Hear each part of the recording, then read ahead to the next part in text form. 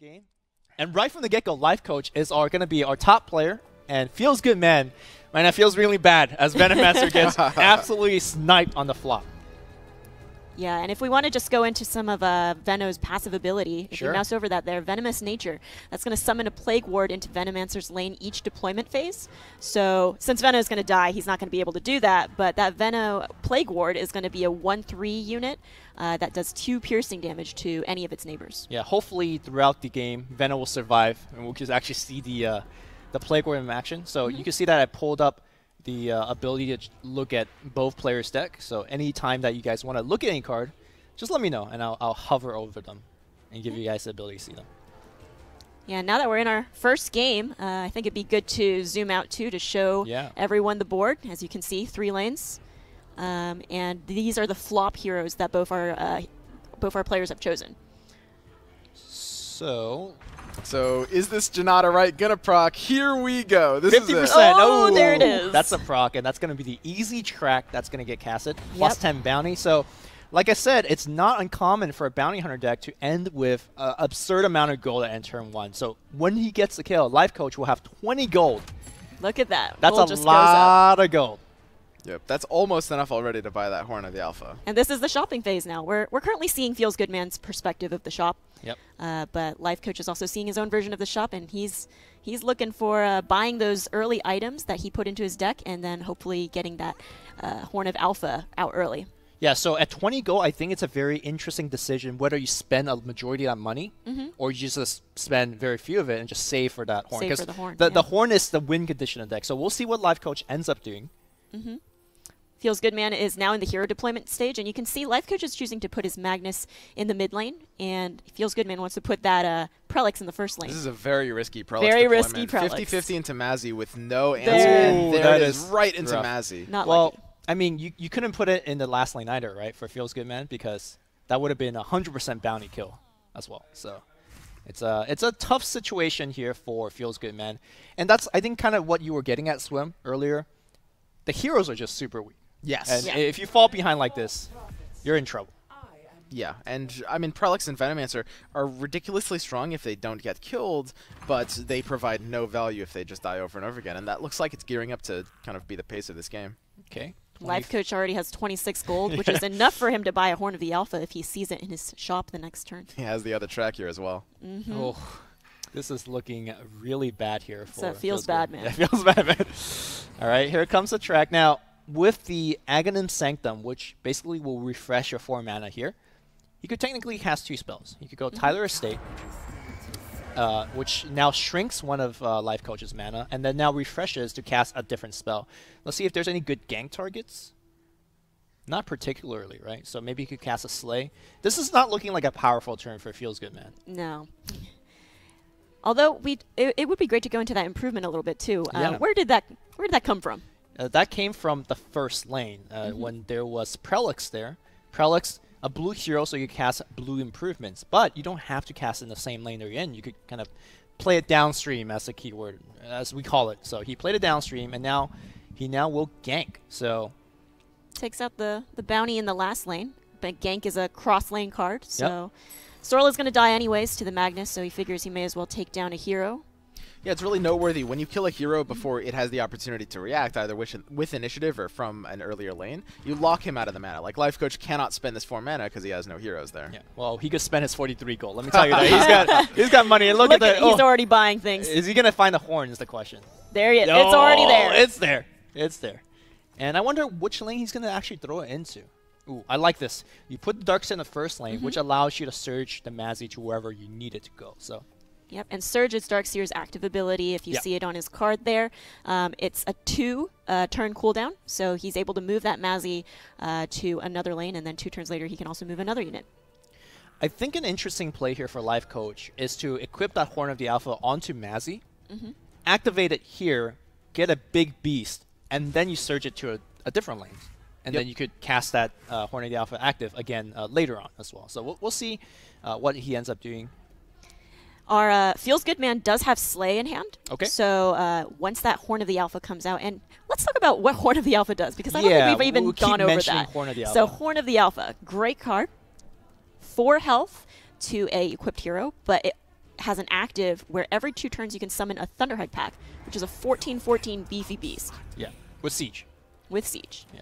Siege basically only procs when there is a unit directly in front of the card or creep, and it does building damage regardless. Yeah, so it's either going to hit you for 14 or 6, which is either case is like pretty bad for you. So looks like we have a lot of item equipments kind of trading back and forth. And here comes that big horn. There it is. One of the sweetest animation, I have to say, when, when it gets activated. We'll see if he activates it here. May as well. And I think it's exactly as you said, Lumi. I think that surge is going to be pushing Mazzy to the right lane. If not now, then at least a little bit later. Right? Yes. Mm-hmm.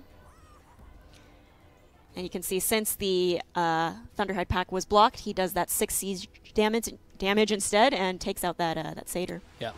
Right here, I think we could see some of the issues of having a 3-color deck. You can see that there's a lot of mana available to FeelsGoodMan, right? Like, he has Sanctum available, but just not having the right color at the right lanes.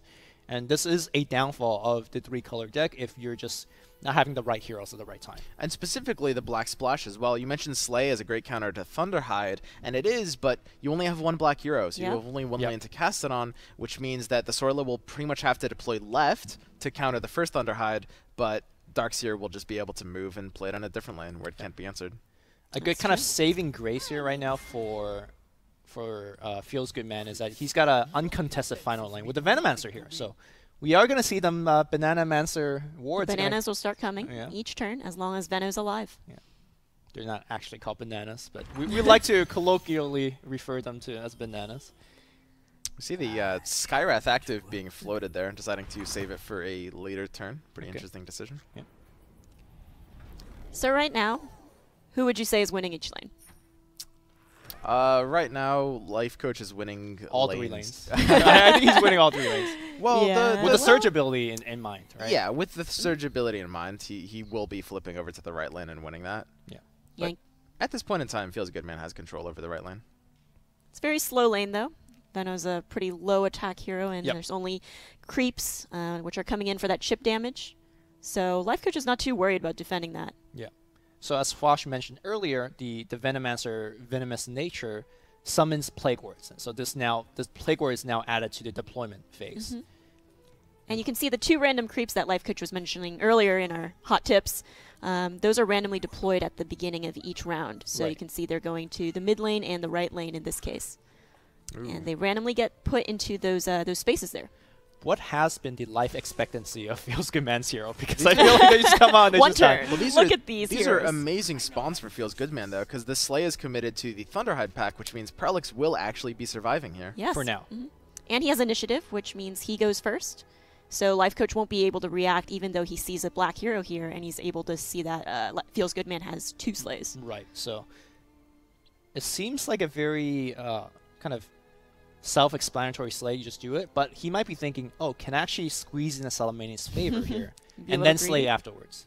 We'll see. Yeah, and if you're kind of looking at the damage numbers, right now Darkseer only has 5 attack against Sorla, but Sorla is taking the additional lethal damage from the Empower on Mazzy right now. Right.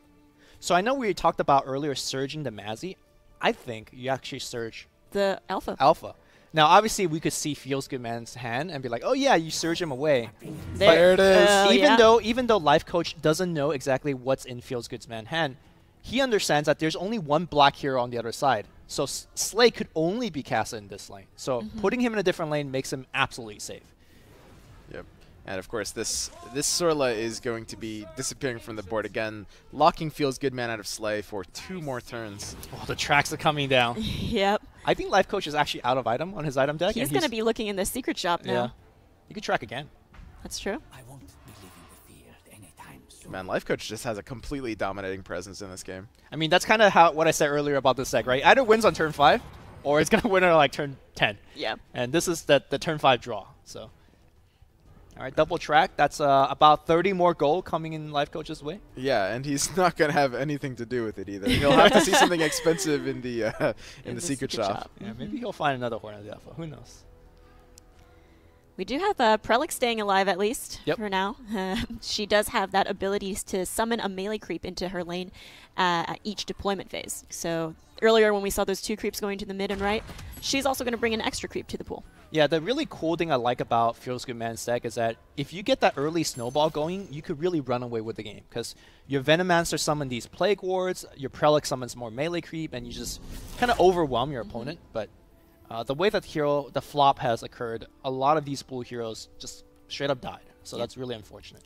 So that was an interesting card FeelsGoodMan played there. Let's go over what lock is. Yeah, so the last card play was Lost in Time, and you randomly lock 3 cards in your opponent's hand with +3 lock. So lock now means this card that's locked, as gray art symbolized, you can't actually play this card for 3 more turns. Yep. So you could kind of think about, oh, we discarded 3 cards from their hand, but obviously eventually if the game goes long enough, Lifecoach will have access to these cards again.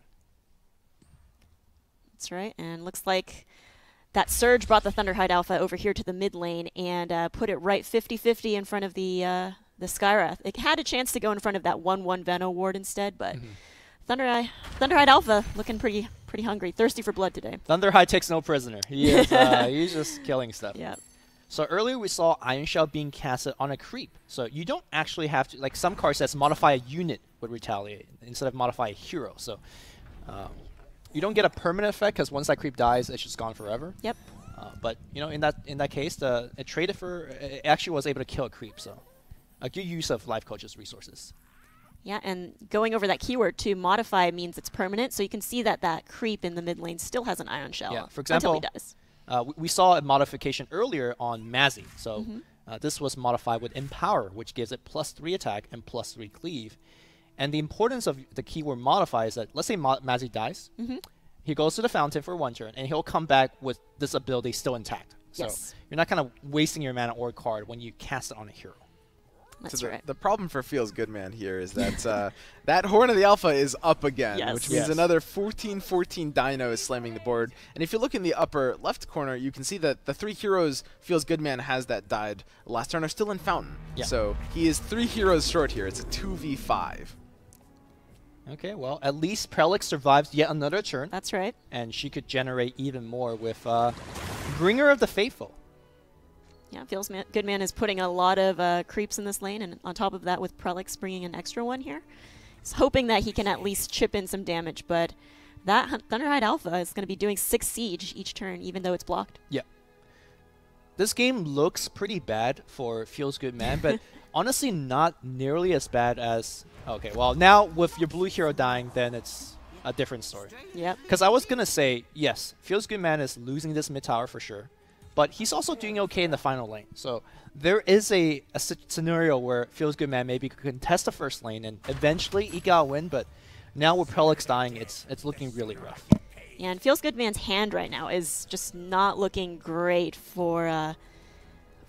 in terms of the creeps or like the answers he has to other units. So right now, you see that Lifecoach has all his heroes alive, so he has nothing coming out for the next deployment.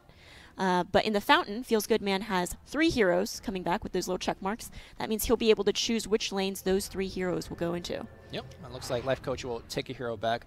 I also want to briefly talk about some of the arrows that we've been seeing. Now, units always attack straight and will hit the building, but you can see that this Thunderhide is now had an arrow angling to the right. As you're casting creeps and as the turn begins, these arrows get deployed into the lane and kind of directs where your units attack. So there's that a little bit of RNG element in the game, and I think after this deployment phase, we'll see what I mean with the arrows a bit more. So you'll see here, Plague Ward going into the last lane because of Veno, and then the 2 random melee creeps. Yep. FeelsGoodMan is choosing to defend that first lane with all he's got. So he puts all 3 heroes in that first lane.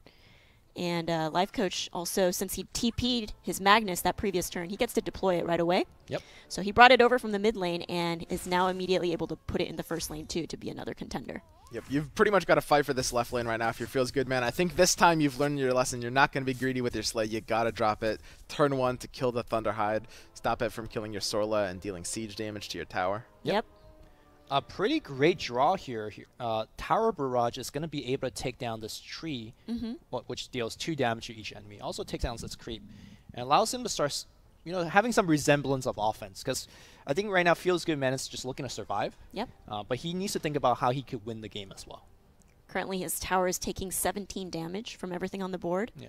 And by the way, there's no limit to the number of units you can have on either side of the board. Currently, it's just right, but if there are more units, you can go left or right on that lane.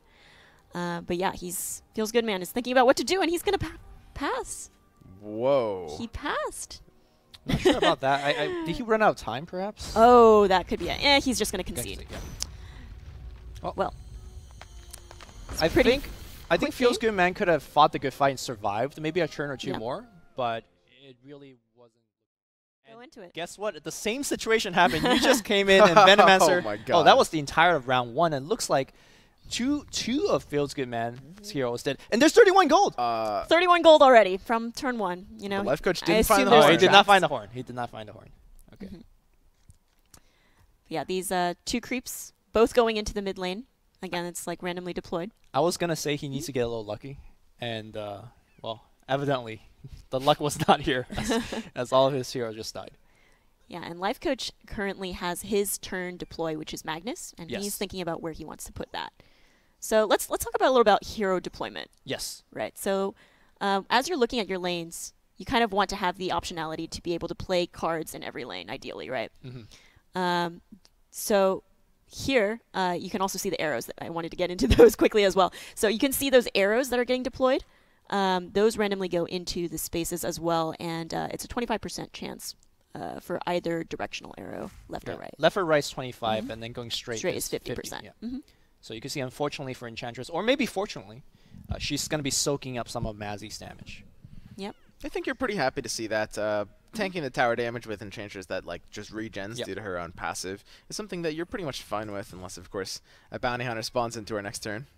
Yeah, regeneration essentially heals you during the combat. Yep.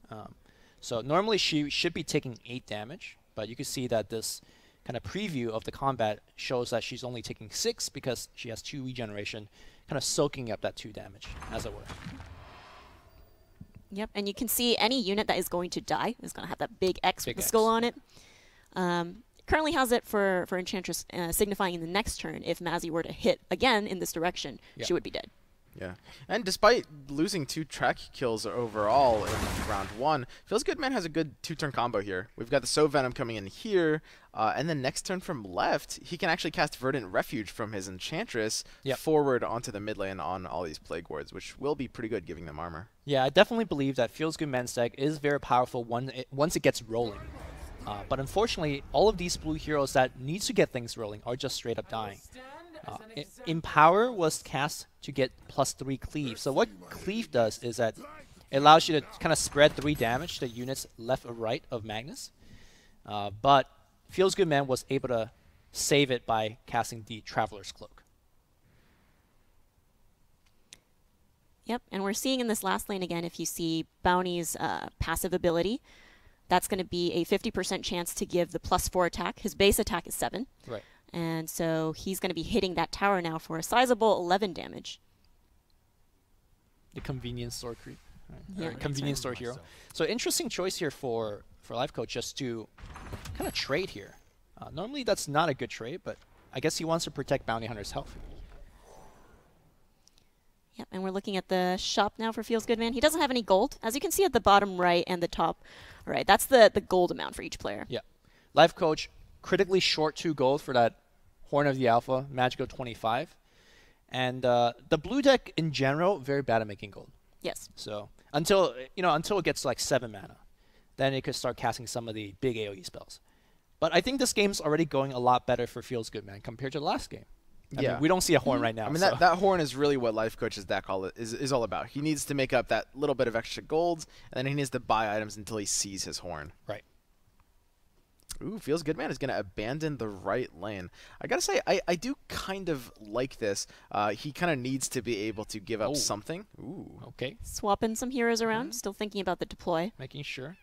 Triple blue. This is the turn where Verdant Refuge and Barracks are going to be coming down on 5. And these are going to really start giving him per turn value. He needs his heroes to stay alive, though. Yep. Barracks is the signature card that comes with Prellex. If you mouse over that, that's an improvement, which can be played from any lane where there is a blue hero. And Skywrath is here. So you can play the Barracks into the mid lane or the last lane if you choose, or into this very lane. And essentially what that does is every deployment phase, there's going to be an extra melee creep coming into that lane. Yeah. And you could technically protect this lane over the course of a couple of turns by just keep throwing Prellex into that lane, and melee creeps will block for you. And then, of course, the other included card, this is Enchantress's included card, Verdant Refuge. And same thing with Prellex. You could cast it here, or even the final lane. And it gives everybody 1 armor in that lane. Yep. Looks like we're going to start things off with a gank. Ooh. Sacrificing Sorla to kill the Bounty Hunter on the same lane. So trying to protect the Enchantress a little bit. Okay. Yeah.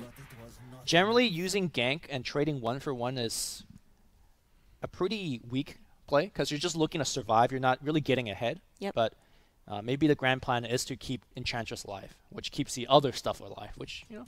There's no escaping me. Right now, though, Skywrath is still going to be dying to that Mazzy with the 8 attack going through. Even with the Enchantress's passive with the regen, you can see that's why it's only doing 6 damage instead of 8 to Skywrath. And at any point, too, you can also mouse over any of these health attributes or these stats to see where the damage is coming from. Yeah, it will show you like what's happening in this combat. So, for example, Enchantress is going to actually heal for 2 because she's taking no damage and she's got that +2 regeneration. Home field advantage is going to be put down for Lifecoach, and if you can see, that's before the action phase, disarm a random enemy this round. So currently there's only Enchantress here, so reliably she would be disarmed. Yes. But if creeps do come into that lane, they could be disarmed as well. Yep.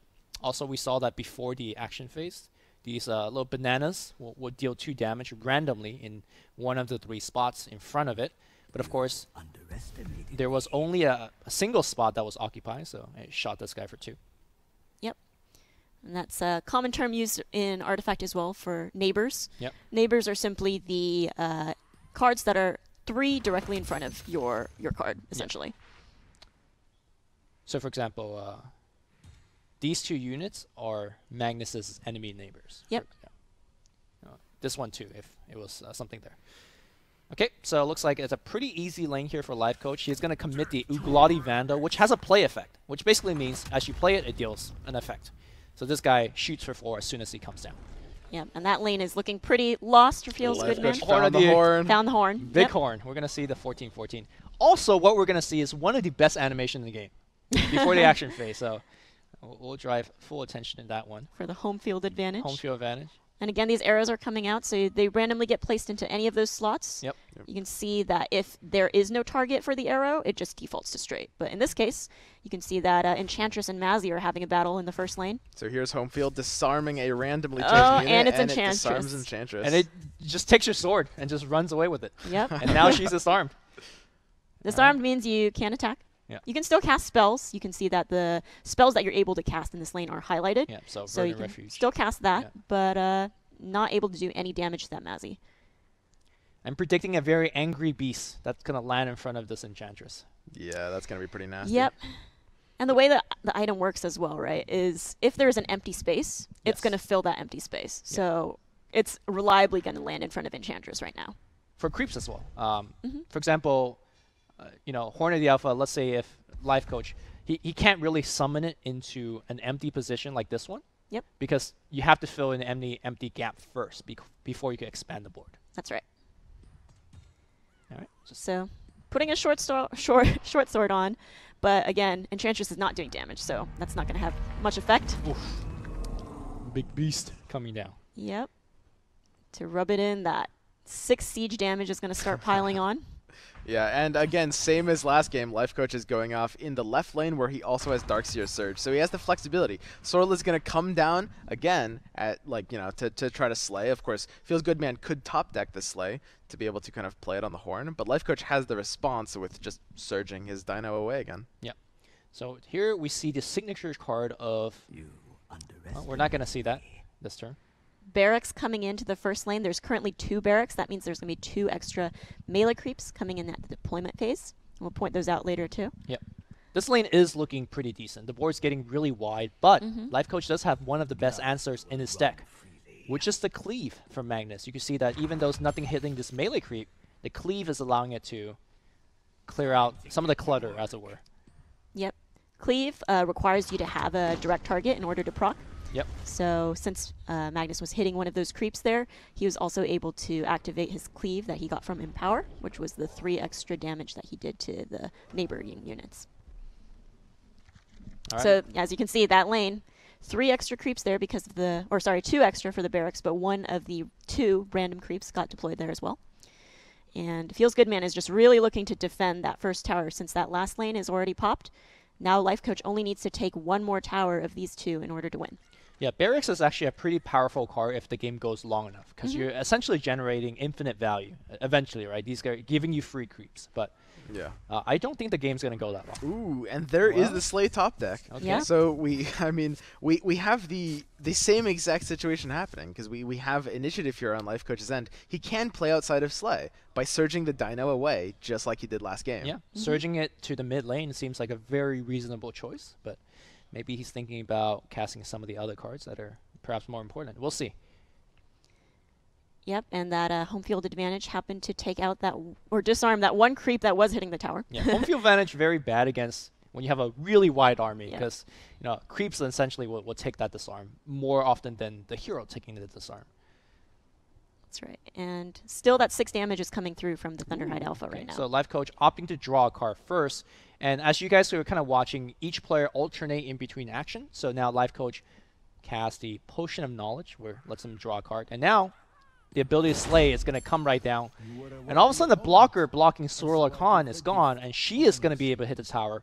Her passive ability is Warmonger, which when she's hitting the tower, she does 4 more. So by herself, she's hitting for 12, which is pretty impressive.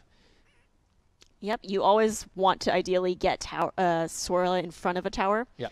That's where she shines, and her signature ability as well that comes with her is Assault Ladders. So we see that allies deal 2 extra damage when attacking a tower.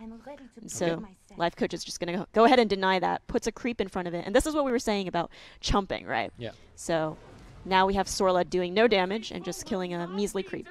Well, FeelsGoodMan says, look, you could block, but I'm going to make more dudes. And so more dudes coming down. The other option that he could have went for, or he or she could have went for, is Tower Barrage, which would have removed this creep and still continue hitting for more. But expanding your board is always a pretty decent choice. Yep, and unfortunately, FeelsGoodMan has no more mana. You can see that on this turn, he started with 7 mana, but he's already used it all. So unfortunately, not able to take out any more creeps to free up Sorla to hit the tower.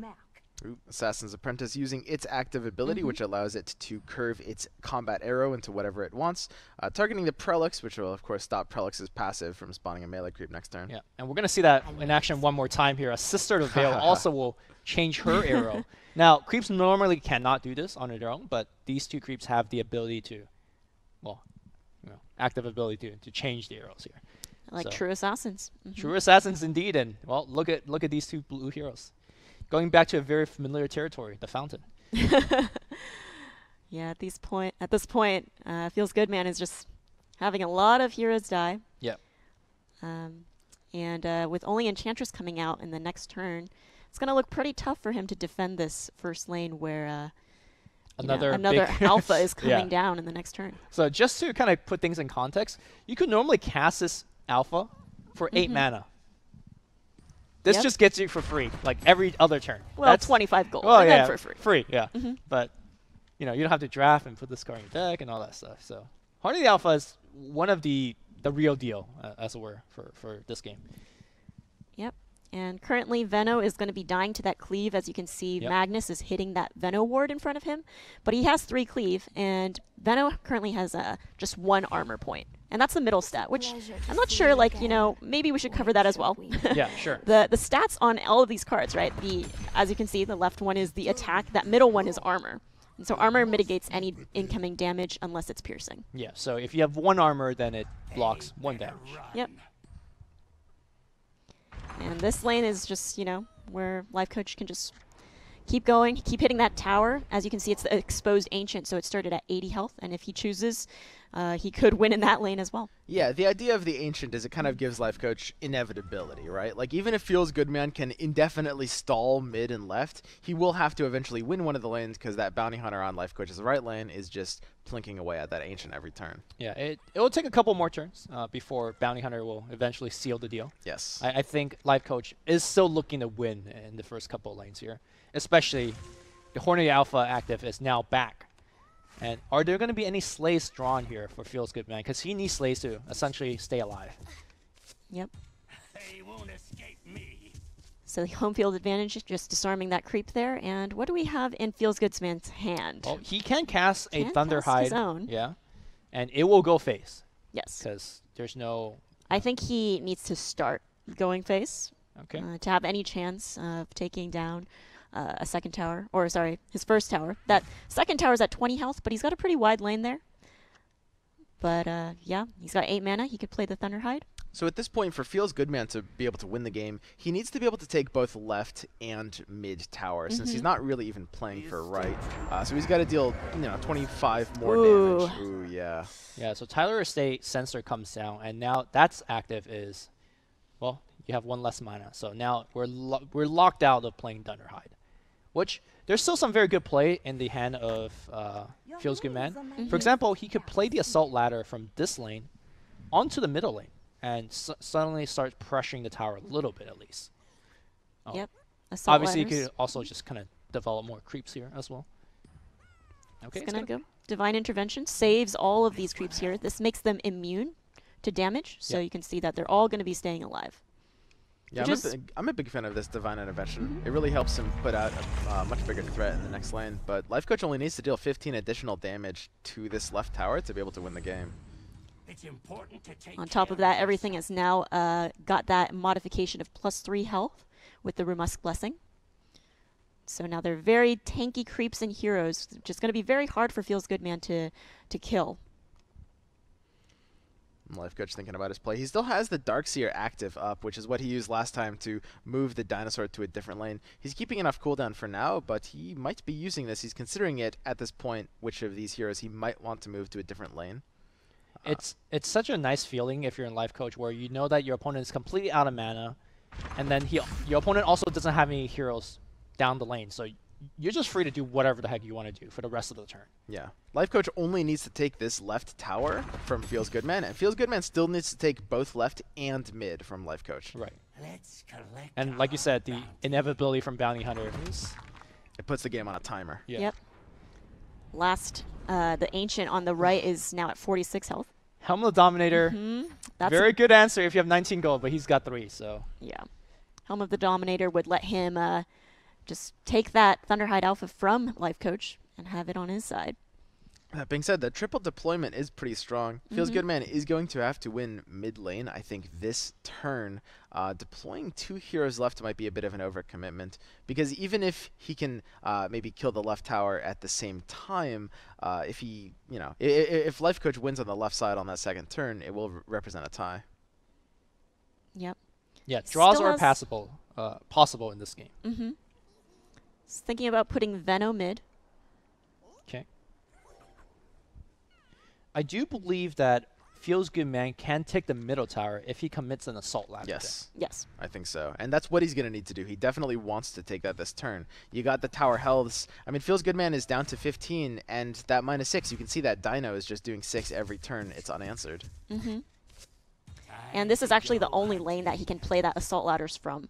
Again, with that, the choice of having the 1 splash and a black hero, pretty much you have no other chance to cast the Assault Ladders. I think that one thing we might see develop this turn is Lifecoach waiting for FeelsGoodMan to run out of mana. And then the grazing And shot. the grazing shot, which Yeah. deals 2 damage, which clearly kind of removes this blocker, and you could get in for 14. But that's kind of Still not lethal. Yeah. not lethal, but As But, Louis mentioned, it's important to wait until FeelsGoodMan runs out of mana, because if you do the grazing shot first, then FeelsGoodMan can then play either So Venom or Dimensional Portal right after that and block that 1 slot on the board. right. So right now 4 mana left here, and if you're FeelsGoodMan, you're behind, so you need to keep casting Exactly. stuff, right? Yeah. So And now out of mana completely, are we going to see that grazing shot to open up for 14 damage? We're going to start with the Potion of Knowledge. Lifecoach knows there's no pressure for him to play anything, and if he draws a second thing that gives him lethal potential, Okay. he might have it. Cut down the Book of the Dead here. Only 1 creep had died, and Book of the Dead is an item that he equipped onto Bounty Hunter. The shepherd Yes. must fend off the wolves. Any more plays here from Lifecoach? He essentially could play as many cards as he wants here if he has a mana for it, because now his opponent really don't have any ability to act anymore. Yep. Okay. Yep. Draw a There's the card. Potion of Knowledge. Another Serial no Reinforcement. lethal on that. That's really good for the middle lane as well.